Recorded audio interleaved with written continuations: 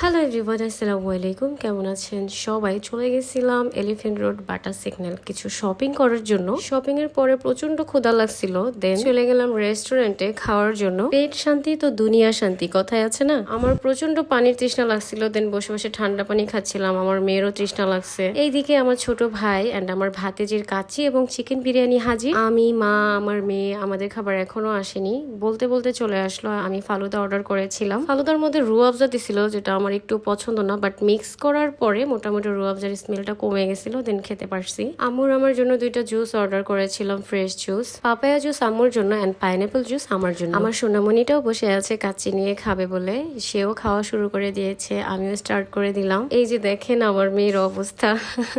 আমি খাইয়ে দিতে চাইছিলাম, বাট সে খাবে না, নিজের হাতেই খাবে। সে তো একটু বেশিই বড়, এই জন্য টেবিলটা তার থেকে অনেক উঁচু ছিল, তাই এভাবে বসে বসে খাচ্ছিল। তো সবাই ভালো থাকবেন, আল্লাহ হাফেজ।